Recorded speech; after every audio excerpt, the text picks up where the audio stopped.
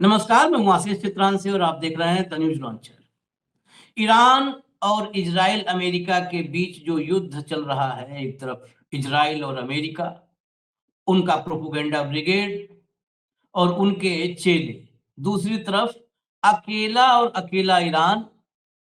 सिर्फ खबरें कहीं से आती हैं उड़ती उड़ती सी कि चीन और रूस अंदर खाने से सपोर्ट कर रहे हैं, लेकिन ओपन सपोर्ट कहीं से नहीं। इस युद्ध में जो सबसे बड़ी अपडेट बताई जा रही है, वो है इजराइल के सेना मुख्यालय पर ईरान का हमला। दरअसल ये खबर कल देर शाम में आ गई थी। कल देर शाम से होली की वजह से हमारे तमाम जो ऑफिस के बच्चे हैं, वो भी होली की व्यस्तता में थे, सब होली एन्जॉय कर रहे थे। सुबह से तो हम उनको काम पे लगा रखे थे। तो इस वजह से वो कुछ खबरें हम नहीं दिखा पाए आपको, उसके लिए क्षमा के साथ उन खबरों को भी आप तक ला रहे हैं, क्योंकि वो खबरें दब जाती हैं, तुरंत पन्नों के बीच दब जाती हैं खबरें। लेकिन हम खबरों को दबने नहीं देंगे, जो हालात हैं उन हालात को आप तक लाएँगे। इजराइल के सेना मुख्यालय पर जोरदार अटैक किया और बम्बार्डमेंट मतलब बमों की बारिश कर दी इजराइल ने ईरान ने।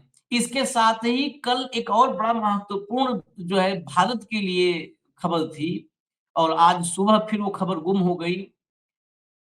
कल होली के दिन 10 लाख करोड़, मुझे लगता है एक दिन में जो सबसे ज़्यादा नुकसान हुआ होगा अगर कभी मार्केट में, तो उनमें से होगा ये। 10 लाख करोड़ रुपए डूबे और 10 लाख करोड़ डूबने पर भी अपना साहेब और उनके साहेब की सरकार, उनका जो सिस्टम है, वो सिस्टम अलग व्यवस्था में अपने राजनैतिक उठापटक में लगा था। रुपया जब गिरता है तो सरकार की साख गिरती है। दिल्ली में आकर के ज्ञान देने वाले नरेंद्र मोदी, मनमोहन सिंह की सरकार में आज खामोश हैं और विकसित भारत का पीडीसी, पोस्ट डेटेड चेक आपको दे रहे हैं। आप चेक देख-देख करके और खुशियाँ मनाते रहिए। रुपया 92 को पार कर गया, ऑल टाइम लो। आज तक रुपया इतना नहीं गिरा था। अब ये रुपया गिरा है कि हमारे देश की लीडरशिप गिरी है, ये आपको तय करना है। मैं ईरान के साथ इसलिए इसको जोड़ रहा हूँ, क्योंकि ईरान और इज़राइल के युद्ध की वजह से भारत ये खामियाजा भुगत रहा है और सबसे ज़्यादा भारत ये खामियाजा क्यों भुगत रहा है, उसकी सबसे बड़ी वजह है कि भारत की लीडरशिप न मार्केट को यकीन दिला पा रही है, विश्वास दिला पा रही है, न निवेशकों को विश्वास दिला पा रही है, कहीं पर नहीं। चीन के मार्केट में पिछले 2-3 दिन में जब ये भारत की मार्केट सबसे भयंकर टूटी, भारत की मार्केट, अमेरिका के और कई दोस्तों की मार्केट टूटी है, वहाँ की भी शेयर मार्केट में गिरावट है, लेकिन भारत में विश्वगुरु है ना, आगे लीड करते हैं। गिरना है तो कितना गिरना है, हम दिखाएँगे आपको कितना गिरना है, तो गिर के दिखाते हैं।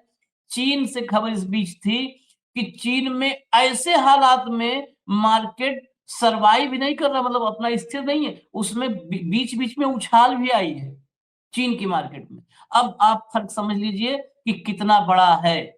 इसीलिए इस खबर को हमने साथ जोड़ा है, नहीं तो कहेंगे कि वहाँ पे मिलिट्री हेडक्वार्टर पर हमला और भारत में क्रैश कर जाना, मार्केट का लाल निशान, हाहाकार, कत्लेआम, उसका क्या रिलेशन है? भाव को लाइए रिलेशन। और भाऊ जो है इसी आर्थिक पत्रकारिता में उन्होंने काफ़ी काम किया, स्वागत है भाऊ। उ भाऊ फिनांस ही पहले कवर करते थे, तो और बेहतर इसका कनेक्शन क्या है, अभी समझेंगे हम। तो लाइए भैया ज़रा दिखाइए, हेडलाइन्स वगैरह दिखाइए। पूरी खबर एक बार देख लेते हैं, फिर चर्चा पे चलते हैं। तेल अवीव में इजराइल के मिलिट्री हेडक्वार्टर पर ईरान ने बरसाए बम। आईआरजीसी ने बताया कैसे सफल हुआ ऑपरेशन। इस ऑपरेशन को आईआरजीसी ने ऑफिशियली इस पे स्टेटमेंट भी जारी किया और कहा कि ऑपरेशन सफल रहा है, 100% सफल रहा है। ईरान की जो सरकारी मीडिया है, उसने बताया कि एयरोस्पेस डिवीजन ने मिसाइल और ड्रोन हमलों के ज़रिए इज़राइल का युद्ध मंत्रालय जो है और जनरल स्टाफ, इनके दफ्तरों को प्रभावी रूप से बनाया है निशाना।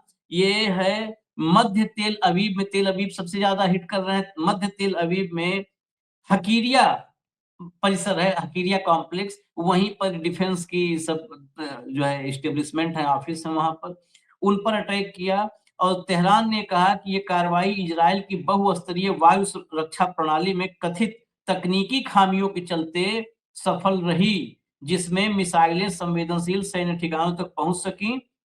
मध्य तेल अवीव के कुछ इलाकों से धुआं उठते देखे जाने की बात कही गई थी। हम आपको दिखा भी देंगे अभी कई सारे विजुअल्स। और तेल अवीव से लगातार हमारे खास जो भारत के रिपोर्टर हैं वो लगातार रिपोर्ट कर रहे हैं, और वो तेल अवीव की अभी आपको बहुत सारी तेल अवीव की हम तस्वीरें दिखाएंगे। खैर चलिए आगे बढ़िए। ईरान ने भी कहा है कि जारी रहेगा। ये देखिए, ये जो बहुत सारे इस खबर क्यों इसको हम आपको दिखा रहे हैं, ये कहा जा रहा था कि अभी 2 दिन में मोदी जी को पता ही नहीं था। हालांकि मोदी जी को तो यही नहीं पता है, बहुत सारे सवाल हैं कितने कार्यक्रम करें। 27 देशों क्वाड का हिस्सा है मोदी जी, भारत क्वाड का हिस्सा है। एक दूसरे से इंफॉर्मेशन शेयर करनी पड़ती है। जो है हमारा इंडियन ओशियन है, उसके 27 देशों का जो इंफॉर्मेशन शेयरिंग का ऑर्गेनाइजेशन है वो उसमें इंडिया है। और भारत के इंडियन ओशियन में युद्धपोत जो है डुबो दिया जाता है ईरान का। हमारा मेहमान था, उसको तो अभी हटा ही दीजिए, डुबो दिया जाता है। क्या भारत के पास इंफॉर्मेशन थी? बिना भारत को इन्फॉर्म किए हुए अगर अमेरिकी टॉर्पीडो पनडुब्बियां जो है परमाणु पनडुब्बियां हमारे इंडियन ओशियन में हमारे बिल्कुल सीमा के पास घूम रही है, तो भारत की सोचिए सुरक्षा के लिए इस पर कोई अभी चर्चा नहीं कर रहा। भारत की सुरक्षा कितना दांव पर लगा दिया है। यहाँ पर तो कोई घूम सकता है। फिर तो ये जो है जनेश्वर मिश्रा पार्क लखनऊ का है कि सुबह मॉर्निंग वॉक अमेरिका कर लेगा, शाम को इवनिंग वॉक चाइना कर लेगा। यहाँ बैठ करके खाली ताली बजाते रहो, डफली बजाते रहो, जो है कि मोदी जी विश्वगुरु हैं, विश्वगुरु हैं। यहाँ भक्तों बुद्धि पर अब तरस खाकर खाना मतलब समझ लीजिए कि आप वो भी पाप है। आगे चलिए। ये सितंबर में तय हो गया था। ये पेंटागन का आदेश है, वो जो है इसमें एविडेंस के रूप में लिया है। जो रिपोर्ट है ऐसे नहीं है। सितंबर 25 में पेंटागन यानी अमेरिकी रक्षा मंत्रालय ने एक इमरजेंसी मीटिंग बुलाई थी और अमेरिका की 12 सबसे बड़ी हथियार निर्माता कंपनियों के सीईओ को बुलाया था। और आदेश सीधा था कि मिसाइलों का उत्पादन 2 गुना नहीं 4 गुना करो। और जो है इस युद्ध मतलब इस युद्ध का वहीं से आप लगा लो कि वहीं पर करीब-करीब ये फाइनल हो चुका था। अब जरा ये ईरान से जो बयान आया है इसको सुनिए। युद्ध कहाँ जा रहा है? सुनाइए। زندان غیور و سلحشور ملت ایران در نیروهای مسلح کشور در 5مین روز از آغاز جنگ و تجاوز مشترک آمریکایی صهیونی به میهن اسلامی با اجرای عملیات‌های مقتدرانه و غرورانگیز ضربات سنگین و مهلکی به مواضع، سامانه‌ها आईआरजीसी की जो ब्रीफिंग होती है रोज वो वीडियो जारी करके इन्फॉर्म करते हैं। तो ये आईआरजीसी ने दावा किया है कि 40 से अधिक मिसाइलें अमेरिकी जयोनी ठिकानों पर दागी गई। जयोनी ठिकाने मतलब इजराइल, अमेरिका इजराइल के ठिकानों पर दागी गई हैं। 10 और ड्रोन जिसमें हर्मीज और MQ-9 रीपर शामिल हैं, उनको मार गिराया गया है। मतलब ये अपना क्या किया है और उनका कितना नुकसान। अपने 40 से ज्यादा मिसाइलें इन्होंने दागी हैं अमेरिका इजराइल के ठिकानों पर।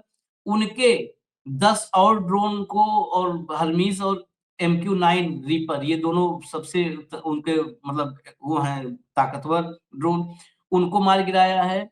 हमलों का निशाना कुवैत और बहरीन में जो है जो अमेरिकी बेस हैं वो बताए गए हैं। कुवैत और बहरीन इन दोनों को तो बिल्कुल टारगेट पर रखा है। और आगे भी जो है ये हमले और तेजी से जारी रहेंगे, मजबूती से, ये बताया है। अब आगे चलिए, आगे चलिए। ये देखिए जो तेल अवीव की मैंने बात की थी, ये जो अभी बीती हुई रात है, बीती रात के 2:30 बजे का ये डाला है मधुरेंद्र ने, जो वहीं मौजूद हैं। रात के 2:30 बजे तेल अवीव में ये अलर्ट है, एयर डिफेंस अलर्ट। ये देखिए, आप पॉइंट्स देखिएगा, कंप्लीट रेड है ये तेल अवीव, पूरी तरह रेड है। यानी पूरा तेल अवीव में तो कहीं भी आपको अगर सरसों का दाना गिराना हो जगह नहीं है, ये हालत है। अलार्म तो लगातार ही बजते रहते हैं, सायरन जो वहां बजते हैं। बंकर मूवमेंट के भी कुछ फुटेज है, बंकर में ही लोग जो मूव कर रहे हैं। और ये जो आपको मैप दिख रहा है, ये मैप बताता है तेल अवीव की कंडीशन, जिसमें मध्य तेल अवीव में हेडक्वार्टर था आर्मी का, था क्या है, जितना भी डैमेज हुआ हो। चलिए आगे बढ़िए, अगला।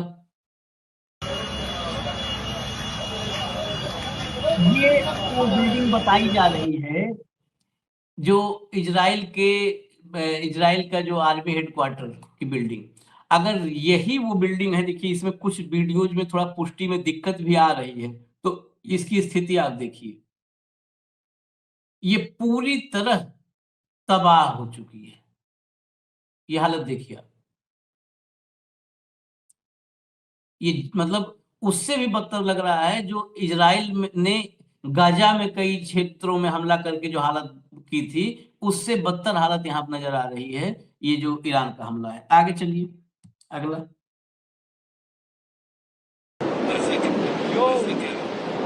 ये तेल अवीव हेडक्वार्टर कितना हिट हुआ है, उसको सबको समझने के लिए तेल अवीव बस देखिए, देखिए तेल अवीव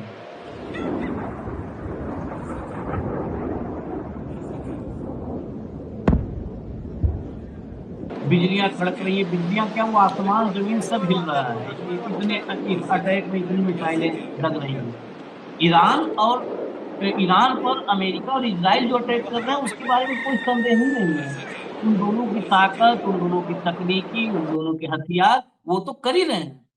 ईरान जिसे खत्म मान लिया गया कि वो 24 घंटे में वार खत्म, वो ईरान क्या कर रहा है वो ज्यादा महत्वपूर्ण है। वो ईरान में तो तबाही हो रही है, इसमें कोई डाउट नहीं। ये दिखाने का मतलब ये नहीं कि नहीं ईरान बिल्कुल वहां पर पटाखा भी नहीं फूट रहा है, ईरान ही सब कर रहा है। आगे चलिए अगला,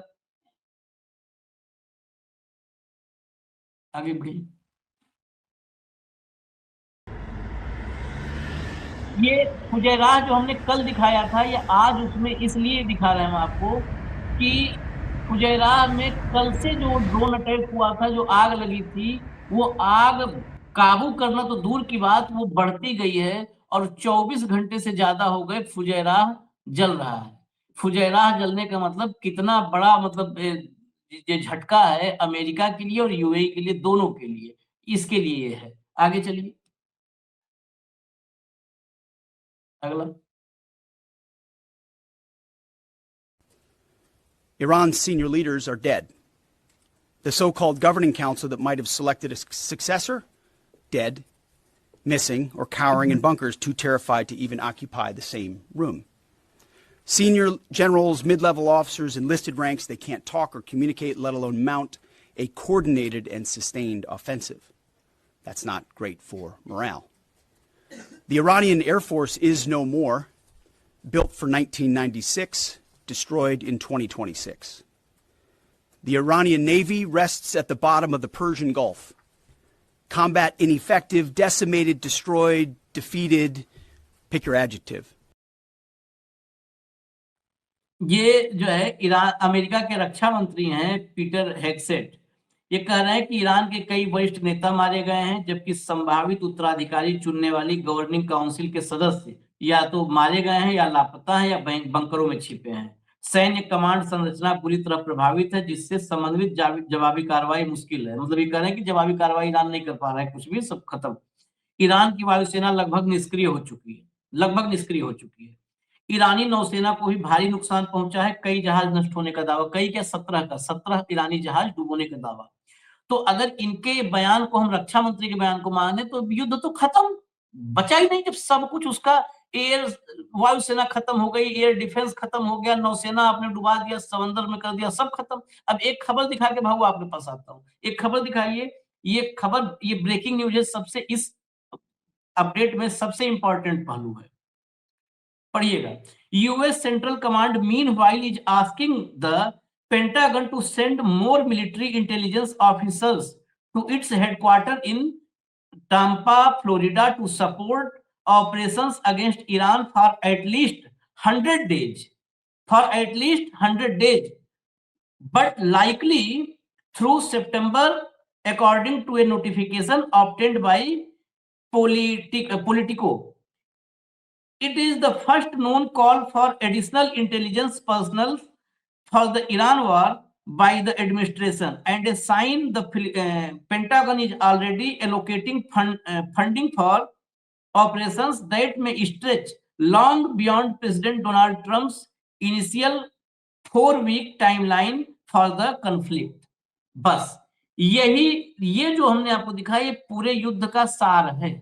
5 दिन का सारांश यही है इसी में सब कुछ खुल गया भाऊ। आगे आप बता दो इससे ज्यादा क्या होगा। ये कुल मिला के 4 और 4 8 लाइनें पूरी नहीं है, 7.5 लाइन है, 7.25। 7.5 लाइनों में एक बात क्लियर कर दी है कि सीआईए को ये अब कंफर्म होने वाला है कि ये युद्ध सितंबर तक खींच सकता है। पॉइंट नंबर 1, हाँ 100 हाँ दिन आराम से खींच सकता है। इसलिए उनको और लोग चाहिए इंटेलिजेंस के लिए। लोग शॉर्टेज पड़ रहे हैं। पहली बार पेंटागन से लोग मांगे गए हैं। पेंटागन नया फंडिंग भी कर रहा है सीआईए को और लोग भी भेज रहा है इंटेलिजेंस के।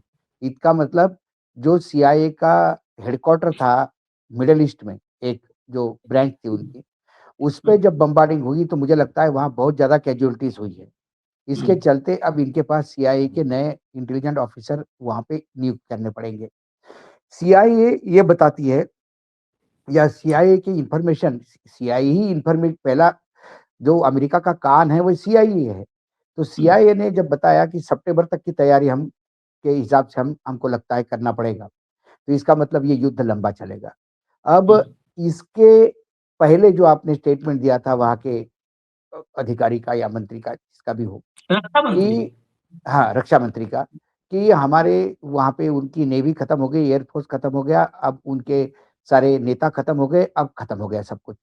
सब कुछ खत्म हो गया तो फिर सीआईए सितंबर तक की लड़ाई की तैयारी क्यों बोल रहा है?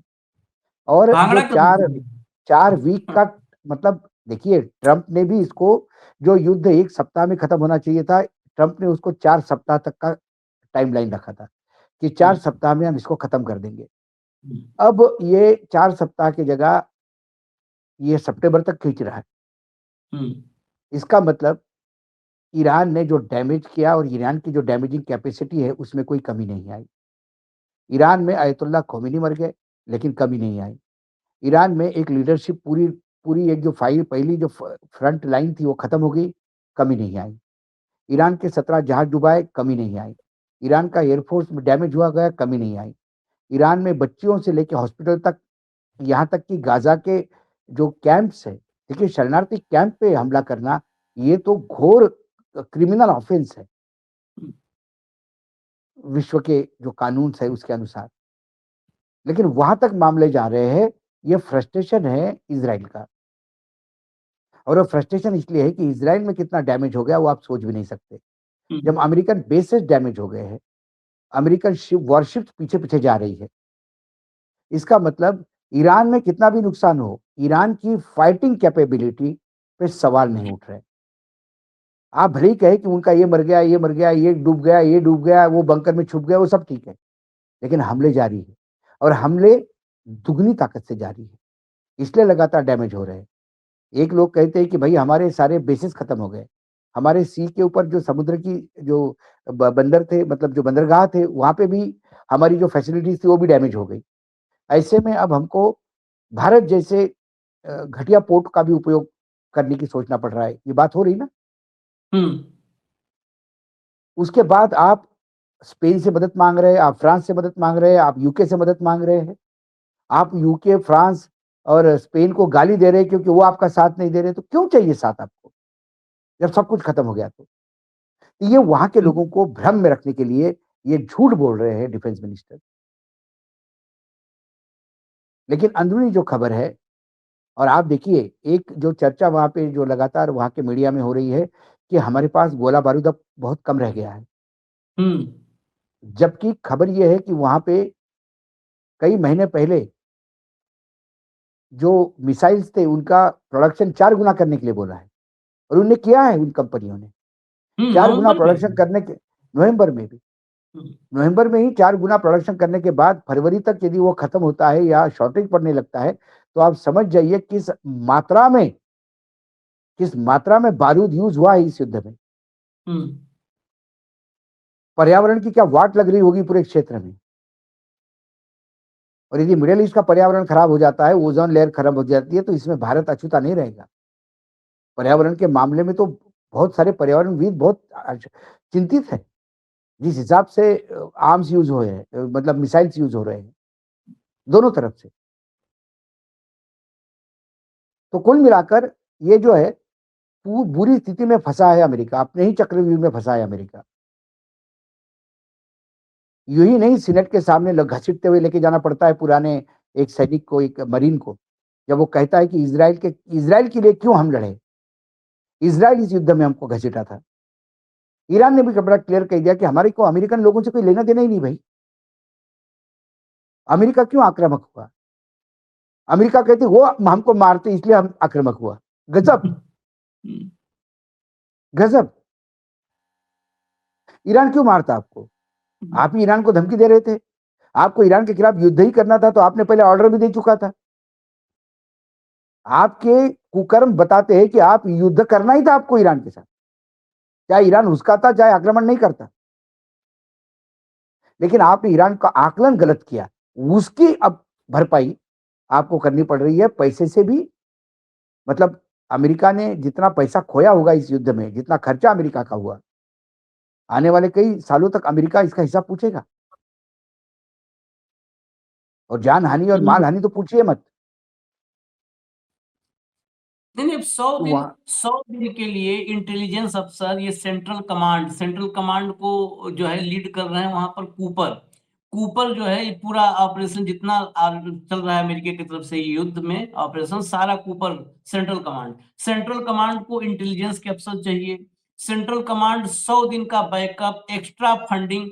इसका मतलब सब सारे झूठ बोल रहे हैं। ये पीटर हेल्सगेट झूठ बोल रहा है, सब और सेक्रेटरी जो कैरोलिना लेविट है, उसने तो कल यहाँ पे बोला, पता है आपको भाव क्या, मतलब किस दौर में सब देश की स्थिति, मुझे लगता है ये दौर ही कुछ ऐसा है। उसने बोला 4 साल तक इस व्हाइट हाउस में एक मूर्ख और नाकाबिल व्यक्ति बैठा रहा, बाइडेन। हाँ, मूर्ख और नाकाबिल। ये ट्रंप कहे तो कहे, अब वो ट्रंप के नौकर भी कहेंगे मूर्ख और नाकाबिल व्यक्ति।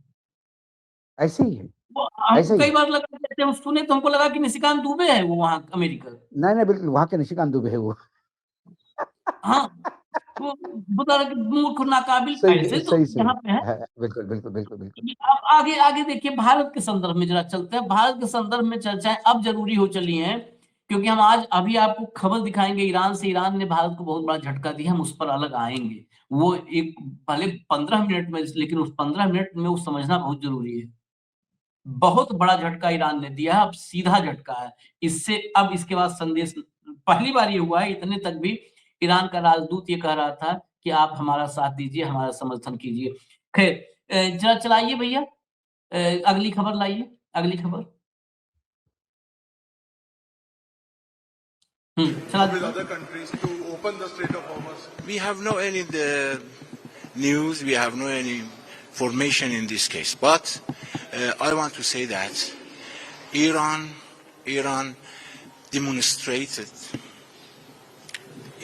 demonstrated sincerity, and they showed open hostility, and they started, but the duration on our hands. The duration of the war in our hands. This is very important. Thank you. U.S. submarine has torpedoed Iranian vessel. How do you respond? And is this basically going to escalate the situation? They want to, up to now, they want to cost and benefit. But fortunately, they know very well the capacity and capability of Iran, but we don't war. They started, and we announced several times the duration of the time, the finishing or the ending of the war. It is of our hands. This is very important. Initially, Donald Trump has said that this campaign is going to take at least 4 weeks. Now he has changed his position. Now he has said that it's going to take at least 2 weeks. Yes. I think that they changed every time their stance. This is up to our capability and capacity, and they knows very well. They knows very well where is Iran and where is the location of Iran, where is the geography of Iran. But unfortunately, the Zionist regime wants to destroy and disturb all the region, all the properties of the region. Thank you. Iran is attacking neighborhood. Well, we don't attack. Please, we don't attack. They provide the bases You have heard that 353 F-15 shut down. What's the meaning? This is provide we have a good relation with our neighbors, and we announce to all neighbors we attack two bases of the United States. They provide the bases for the United States. My brother, from these bases, targeted my elementary school. They targeted 160 students, elementary students. This is very important. We have a good relation with our neighbors, and we announce that, and they know very well we attack only the bases. इसमें बहुत सारे सवाल ये America और Iran के भारत में राजदूत हैं डॉक्टर मोहम्मद फठाली, इनसे सवाल हुआ कि पड़ोसियों पर हमला कर रहे तो उनका हमारे बहुत अच्छे रिश्ते हैं, हमने वही हमला किया है जिन बेस का जो इस्तेमाल bases कर रहा है अमेरिका। और इसके अलावा एक बहुत महत्वपूर्ण कहा, युद्ध उन्होंने शुरू किया है, हमने नहीं शुरू किया है, लेकिन युद्ध खत्म कब खत्म करेंगे हम करेंगे, ये हम हमारे तय हाथ करेंगे। में ये हमारे हाथ में। अब इनके हाथ में जब भारत में मौजूद है और भारत में जो घटना हुई है उस पर अमेरिका ईरान के राष्ट्रपति की भी प्रतिक्रिया आई है कि ये बहुत बड़ा धोखा है और जो शुरुआत ये की है अमेरिका ने, इसका खामियाजा अमेरिका को ही भुगतना पड़ेगा। ये शुरुआत जो की है कि आप भारत ने बुलाया हमको वहां पर मेहमान के रूप में और मार दिया, हमारे पोत को आपने डुबोया।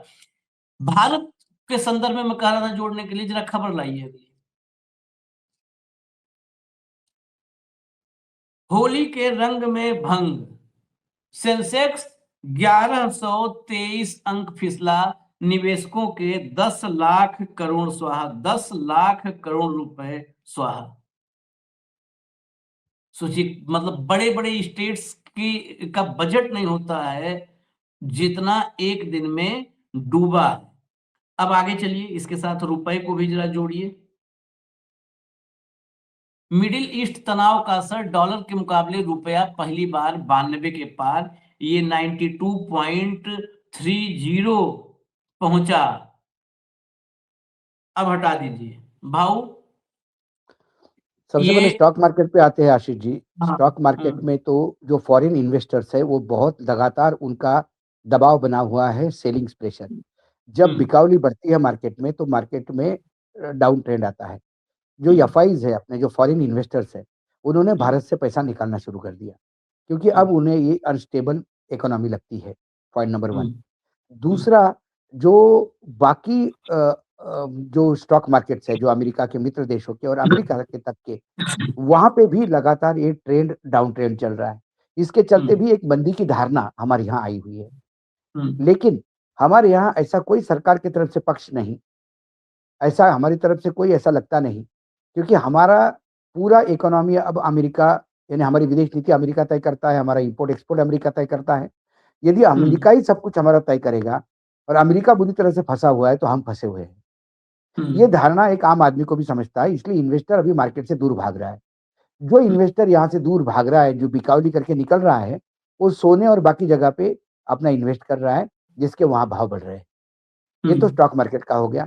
कहीं ना कहीं हमारा देश, हम निवेशकों को ये विश्वास दिलाने में असफल हो गया कि आप चिंता मत करो, आप इन्वेस्टमेंट करते रहिए, भारत को कुछ नहीं होगा। क्योंकि भारत की इकोनॉमी यदि अमेरिका के किस्मत के साथ जुड़ी हुई है और अमेरिका यदि वहां मार खाता है तो ये यकीनन है अमेरिका अपना नुकसान भरपाई करने के लिए भारत पे ही घुटना टेकेगा। सबसे बड़ा भारत एक 140 करोड़ देश का उपभोक्ता है। जब हमारे गले पे घुटना टेकेगा तो तकलीफ हमको होगी, नुकसान हमारा होगा। Point number 1। पॉइंट नंबर 2, उसी शेयर मार्केट में एक और बात हो रही है कि जो आयात है वो करीब करीब अभी रुक गया है, क्योंकि जो आयात हमें चीन और रशिया और इस साइड से जो आ रहा है वो तो चल रहा है, लेकिन जो मेजर आयात हमारा, चाहे यूरोप का हो चाहे दूसरी जगह से हो, जो आयात आ रहा था वो आयात अभी सी रूट सारे ब्लॉक्ड है, एयर रूट सारे ब्लॉक्ड है। इसके चलते माल की जो सप्लाई चेन है वो कहीं ना कहीं इम्पैक्ट अफेक्ट हो गई है।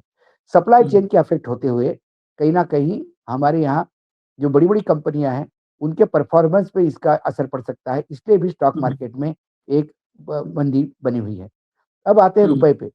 रुपए की कहानी आप बड़ी सिंपल समझिए। हमारे यहाँ डॉलर जब हमारे पास डॉलर बहुत ज्यादा होगा तो ऑटोमेटिक रुपए की कीमत बढ़ जाएगी और डॉलर सस्ता हो जाएगा। हमारे यहाँ डॉलर की निकासी लगातार जारी है। अभी ये जो कई एक्सपोर्टर से मेरी बात होगी, ये ईरान और इस युद्ध की वजह से लोगों के पेमेंट अटके हुए हैं। बहुत जबरदस्त पेमेंट अटके हुए हैं, इसलिए पेमेंट वहां से आ नहीं रहे हैं।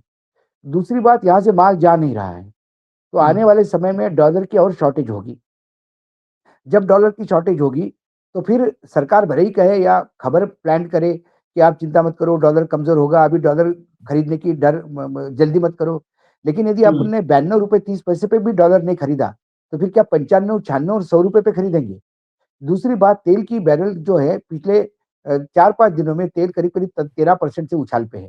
तेल अभी $82 प्रति बैरल चल रहा है और ये एक्सपेक्टेड है 100 बहुत जल्दी पहुंचेगा और 150 भी पहुंच सकता है।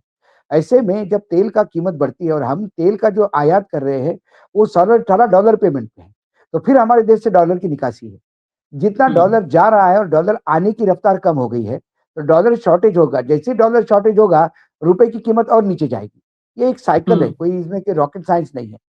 दूसरी बात, डॉलर को स्टेबल करने के लिए हमारे पास डॉलर की जो गंगाजड़ी बोलते हैं जिसको, जो हमारे पास जो रिजर्व्स है, वो रिजर्व पहले ही हम डॉलर संभालने के लिए बहुत सारे डॉलर बेच चुके हैं कि रुपया संभालने के लिए, लेकिन रुपया नहीं संभाल पा रहा है। एक कहते हैं ना, जब बाढ़ आती है तो बाढ़ का पानी आप रोक नहीं सकते।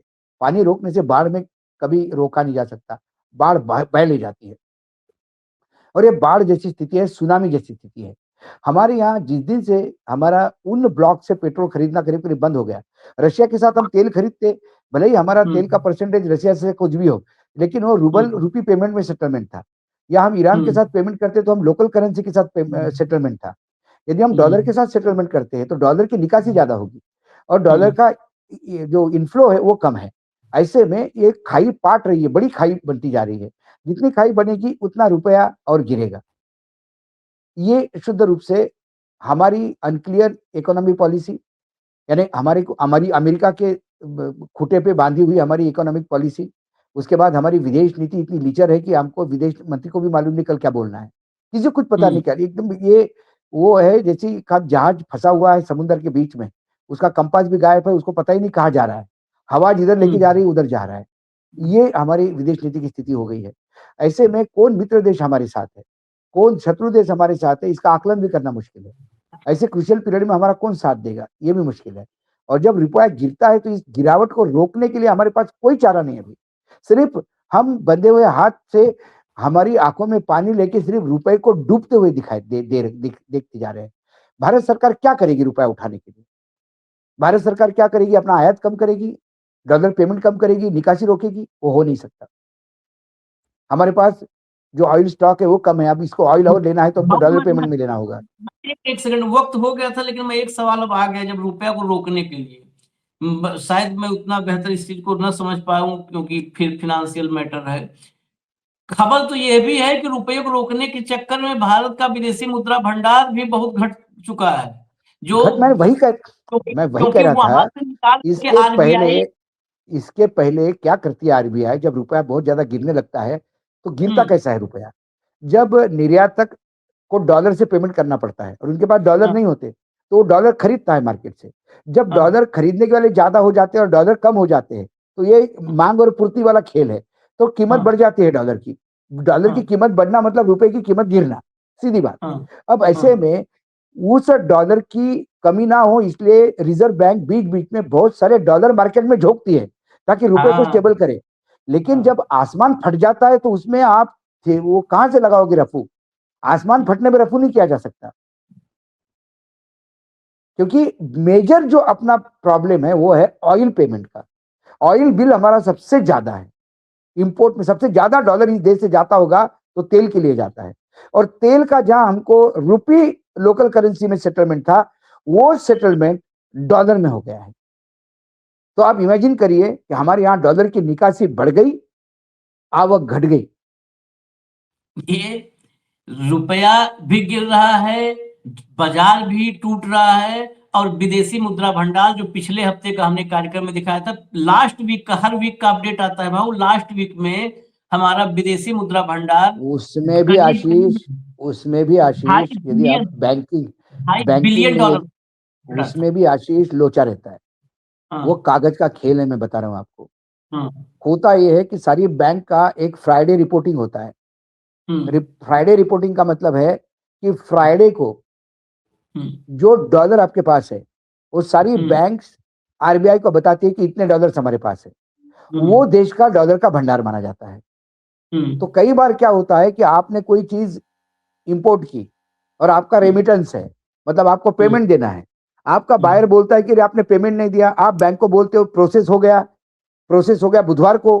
बैंक ने बुधवार को बोला कि आज लाइन खराब है, ये है वो है, थोड़ा सा ये कर रहे हैं वो कर रहे हैं करके बुधवार टालती है, फिर गुरुवार टालती है।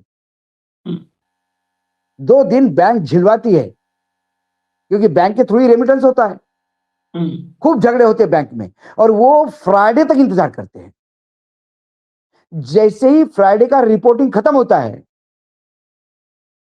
फ्राइडे का फिगर आरबीआई को देते से ही यदि 24 घंटे में आरबीआई ने फिर चेक किया तो वो भंडारण वैसा ही 40% से डाउन होगा। फिर वो सारा पेमेंट तुरंत फ्राइडे की रिपोर्टिंग के बाद जाने के लिए। उदाहरण के तौर पे आप मुझे पूछे कि भाऊ आपके पास पैसे कितने हैं और मुझे बताना है आपके पास 1 लाख, मेरे पास 1 लाख रुपए है, लेकिन मेरे देनदार बाहर खड़े हैं 50,000 रुपए के लिए। वो आते हैं तो घर में बीबी बोलती है कि नहीं अभी वो अशोक जी तो है ही नहीं, अभी तो गए हैं स्टूडियो गए हैं। वो स्टूडियो आते हैं बोलते नहीं स्टूडियो नहीं गए, वो सीपी में किसी के मिलने चले गए। लोग सीपी दौड़ रहे हैं, भैया पैसा चाहिए हमको जरूरी है, लेकिन मैं उनको पैसा टाल रहा हूं 2 दिन तक क्योंकि आप आ रहे हैं मेरे पास शुक्रवार को पैसा देखने।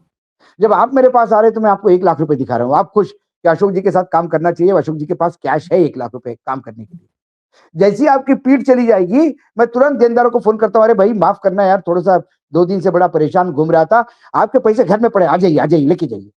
उनको 50 दे देता हूं तो मेरे पास एक्चुअली कितना बचा घर में पैसा, 50,000 रुपए, लेकिन आपके पास कितना पैसा आया रिपोर्टिंग में, 1 लाख रुपए। ये है फ्राइडे रिपोर्टिंग। कई बैंक में मेरे दोस्त है और वो बताते हैं कि बस फ्राइडे रिपोर्टिंग का इतना बड़ा, बोले विदेश मुद्रा भंडार भी अशोक जी ऐसा बड़ा फ्रॉड है, क्या बताएं आपको, बताते हैं लोग। चलिए हम उसको भी सही मानते हैं, अरे हम उसको फ्रॉड को भी सही मानते हैं, चलो, लेकिन उसमें भी अब घट हो रही है लगातार। उसमें भी घट पिछले हफ्ते $2.5 बिलियन के करीब की गिरावट थी। 2.5 बिलियन निकल के हर हफ्ते की वीकली रिपोर्ट $2.5 बिलियन। खैर इजाजत दीजिए, देखिए ये जो है भारत का जो स्ट्रांग लीडरशिप भारत की है, ये भारत के रुपए को सेंचुरी अच्छा, की तरफ दूसरी एक बात, रुपए के स्टॉक मार्केट के साथ इसलिए भी जुड़ता है, जब फॉरेन इन्वेस्टर अपना पैसा वापस लेके जाता है तो डॉलर में लेके जाता है, वो भी प्रेशर है डॉलर का। नहीं, सबको पिछले दूसरी तरह से पिछले देखना एक होगा। सप्ताह में पिछले एक सप्ताह में इतना फॉरेन इन्वेस्टमेंट एफआईज ने अपना पैसा विड्रॉ किया है, उससे भी डॉलर और स्ट्रांग हुआ है। वो डॉलर लेके जा रहे सब, इंडिया डॉलर लेके जाएंगे, यहाँ तो डॉलर का वो होगा, कमी होगी, डॉलर ऊपर जाएगा, रेट बढ़ेंगे। वही मोटा मोटा फार्मूला है। लेकिन मोदी जी ने पहले जब प्रधानमंत्री बने थे, आए थे, तभी संसद भवन में गिलास दिखाई थी, आधा गिलास में पानी है, अब आपका नजरिया है, आप कैसे देखते हो। तो अंधभक्तों के लिए वो दिखाए थे, अंधभक्तों को अभी कुछ लेकिन करना उनने चाहिए। बताया था, उन्हें एक थ्योरी बताई थी, नई थ्योरी को जन्म दिया था कि लोगों के लिए आधा ग्लास खाली और आधा ग्लास भरा हुआ है। लेकिन मेरे लिए तीसरा इसमें कंसेप्ट है, मेरे लिए आधा ग्लास पानी है तो आधा ग्लास खाली नहीं है, उसमें हवा है। हवा, तो उसी हवा के हवाबाजी पे देश चल रहा है, उसी हाँ, हवाबाजी में कंप्लीट देश हवा। चल रहा है पूरा। खैर इजाजत दीजिए, हम फिर आते हैं अपडेट्स के साथ, फिर आते हैं। धन्यवाद भाऊ, बहुत बहुत धन्यवाद, नमस्कार। नमस्कार।